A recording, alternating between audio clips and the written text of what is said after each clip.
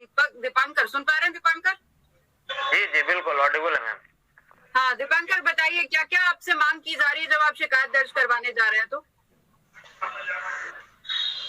सबसे पहले तो टीवी 9 भारतवर्ष के चैनल को और आपको सिमरन में बहुत आभार की युवाओं, बेरोजगारों, शिक्षक अभ्यर्थियों की मुद्दे को प्रमुखता से ये चैनल रखती है और हमारी बात सरकार तक पहुंचाने का प्रयास करती है। बड़ी ही दुर्भाग्य की बात है मैम कि जहां जिस देश में, जिस प्रदेश में 60% युवाओं की आबादी हो और उस प्रदेश में नौकरी मांगने वाले छात्रों को लाठी से स्वागत किया जाए, जहां पेपर लीक की घटनाएं नित्य प्रतिदिन आम बात हो और उसमें जांच के नाम पर खाना पूर्ति किया जाए, तो और उसके बाद थ्रेटनिंग लगातार, जिस तरीके से अभी कुणाल कह रहे थे कि नेम एंड विथ एड्रेस आपको देना है कि हम कौन हैं और साक्ष्य के साथ। साक्ष्य आपको देंगे तो आप अपने नाम जो है वो स्पष्ट रूप से लिखेंगे ताकि कल के डेट में आपको इतना थ्रेटनिंग किया जाए। हमारे प्रवक्ता सर कह रहे थे कि नाम देने में क्या दिक्कत है। तो सर आपको पता होगा कि बिहार में पुलिसिया राज क्या है और कैसा सिस्टम है। एक सभ्य मनुष्य थाने में बैठ नहीं सकता है, उनके साथ ऐसा व्यवहार किया जाता है, ऐसा सलूक किया जाता है जैसे वे कोई अपराधी हो। और रिकॉर्ड किस बात को, आपको सर प्रूफ चाहिए ना, चाहे वो कोई दे, चाहे वो बुजुर्ग दे, चाहे अभ्यर्थी दे, चाहे मीडिया दे, तो आपको तो प्रूफ से मतलब है। तो आप ये सिर्फ जो कुणाल जिस बात को कह रहे थे तो मैं उनसे सहमत हुआ कि इसकी जरूरत क्या है। आपको यदि मंशा स्पष्ट है, यदि पेपर लीक हुई है, इस बात को आप कबूलते हैं तो आपको स्पष्ट रूप से पेपर लीक करने चाहिए। दूसरी बात, 3 साल से हम लोग 2019 से सीटेड बीटेड पास अभ्यर्थी मात्र 14 दिन के लिए छठा चरण में हम लोग को ये कह करके बाहर कर दिया गया था कि शिक्षकों की जो बहाली है वो हर साल होगी। ये छठा चरण, 7वां चरण, 8वां चरण ये निरंतर होना है, क्योंकि हर साल शिक्षक रिटायर हो रहे हैं। तो हर साल शिक्षक जितने रिटायर हो रहे हैं उतनी तो नियुक्तियां होनी है। तो ये माननीय तत्कालीन विजय चौधरी सर जो उस समय शिक्षा मंत्री थे, उन्होंने इस बात को कहा था कि आपको घबराने की जरूरत नहीं है, 14 दिन के लिए आप लोग डिस्क्वालीफाई हुए हैं, लेकिन तुरंत ही विद इन 1 ईयर आप लोग का अपॉइंटमेंट बिहार के सरकारी स्कूल में होगा। इवन मैम बिहार सरकार ने जून के अंतिम महीने में विज्ञप्ति भी जारी करने की बात कही थी लिखित रूप से। पर जब हम लोग का आंदोलन चला था, आंदोलन के दबाव में लगातार शिक्षा मंत्री जी और शिक्षा विभाग के प्रधान सचिव ने ट्विटर हैंडल पर ये पोस्ट करते हुए आग्रह किया था कि चूंकि प्री शेड्यूल आप लोग की निकाल दी गई है तो आप लोग आंदोलन समाप्त कर दें। उनकी बातों को लेकर के हम लोग ने आंदोलन समाप्त कर दिया, लेकिन अचानक अगस्त के महीने में कुछ ऐसा हुआ कि शिक्षा विभाग और शिक्षा मंत्री जी अपनी ही बातों से मुकर गए। फिर हम लोगों ने लगातार आंदोलन अगस्त के बाद किया।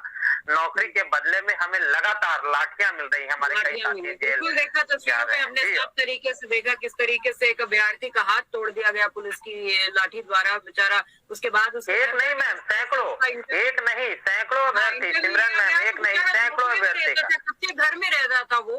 और रंजीत जी क्या वजह है आखिर? क्योंकि जब हर साल शिक्षक जो है वो रिटायर हो रहे हैं तो हर साल भर्तियां क्यों नहीं की जा रही? देखिए, भर्तियां क्यों नहीं की जा रही है, एक बहुत दूसरा मुद्दे पे हम लोग आ गए हैं। और भर्तियां सरकार अपने विवेकाधिकार से करती है, इसमें कोई जोर जबरदस्ती नहीं होती है। जहां तक रहा बात पेपर लीक, विवेकाधिकार रंजीत सर विवेकाधिकार की आप बात कर रहे हैं। विवेकाधिकार की मैम एक मिनट सिमरन मैम, सिमरन मैम एक मिनट, रंजीत सर से मैं एक सवाल लेना चाहूंगा कि क्या सर नेताओं के बच्चे, उप मुख्यमंत्री जी के रिलेटिव्स, मंत्रियों के बच्चे सरकारी स्कूल्स में पढ़ रहे होते तब आप इस बात को कह पाते कि विवेकाधीन और विचारधार का ये मसला है? क्यों बिहार के सरकारी स्कूल में कौन पढ़ रहा है जो सक्षम है प्राइवेट स्कूल में, और उनको आप कह रहे हैं कि अपॉइंटमेंट टीचर का नहीं होना चाहिए? लाखों पद रिक्त है। विषय से हम लोग विषयांतर हो जा रहे हैं। विषयांतर नहीं हो रहे हैं सर। हमको लगता है कि सच्चा प्रवक्ता जो होगा इस बात को कबूलेगा कि नहीं हमारी फेलुअर है सरकार की। नहीं फेलुअर की नहीं बात है, नियुक्तियां जो भी होगी वो सरकार के विवेक से होगी। क्लियर कर दूं, मैंने शुरुआत में ही बोला था आज हम 2 मुद्दे डिस्कस करेंगे, एक उन स्टूडेंट्स के जिनका पेपर लीक हुआ है और एक उन स्टूडेंट्स के जिन्होंने पेपर क्लियर किया है, उसके बाद वो नौकरी मांगने जाते हैं तो उन्हें लाठी नौकरी मांगने की जो बात है सिमरन जी, प्रदेश का भविष्य है रंजीत जी, और इनके भविष्य के साथ खिलवाड़ नहीं होना चाहिए। ये मुद्दे के साथ आज हम डिस्कशन पर उतरे हैं। तो अगर आप कहें कि मुद्दा विहीन हो गए तो मुद्दा विहीन नहीं, हम आज इन दोनों मुद्दों पर डिस्कस करेंगे। दीपांकर हमारे साथ नहीं, ये दोनों जैसे इनका जो कहना है, मैं इनका जो कहना है कि मंत्रियों के बच्चे नहीं पढ़ते हैं, तो वो उनका अपेक्षा है ना कि किनके बच्चे कहाँ पढ़ेंगे, किनके बच्चे कहाँ जाएंगे। सर मैंने सर आपने रंजीत सर संभवतः आपने मेरी बात को ध्यान से सुना नहीं। आपने जो ये मसला बोला कि नियुक्तियां विचाराधीन है, सरकार का मसला है, उस बात पे मैंने कहा कि क्या सर, हाँ, तो इस बात पे मैंने कहा कि क्या विवेक है वो इतना मर जाएगा कि यदि उनके बच्चे इस स्कूल में पढ़ रहे होते तो उनका विवेक जिंदा रहता या मर जाता। गरीब के बच्चे पढ़ रहे हैं इसलिए मर गया क्या विवेक? विनोद शर्मा जी बोली। देखिए सिमरन जी, बहुत आश्चर्य हो रहा है कि जदयू के नेता बोल रहे हैं कि विवेकाधीन नियुक्तियां होती है, आश्चर्यजनक है। इनको जानकारी होनी चाहिए कि आवश्यकता अनुसार नियुक्तियां होती है, कितनी आवश्यकता है उस अनुसार से सरकार नियुक्ति करती है। और बिहार के अधिकांश विभागों में 60% से अधिक नियुक्तियां खाली है। विवेक हो रहा है, सरकार के पास पैसे नहीं है और अपने बचाव में नियुक्तियां नहीं कर रही है, इनके पास राजस्व नहीं है और जा रहे, बड़ा ही दुर्भाग्यपूर्ण है। बिहार को जरूरत है, शिक्षक की जरूरत है, इंजीनियर की जरूरत है, डॉक्टर की जरूरत है, सरकारी कर्मचारियों की जरूरत है। सब जगह 60% से ऊपर सीटें खाली है, लेकिन सरकार सोई हुई है। सोई हुई इसलिए कि इसके पास पैसे नहीं है और अपना इज्जत बचाने की। लेकिन रंजीत जी, अगर 4 महीने पहले तक भाजपा जब हमारे साथ थी तब इनको हमारी सरकार अच्छी लग रही थी। आप स्टूडेंट्स को लाठियां तो मत मारिए, डराइए तो। 4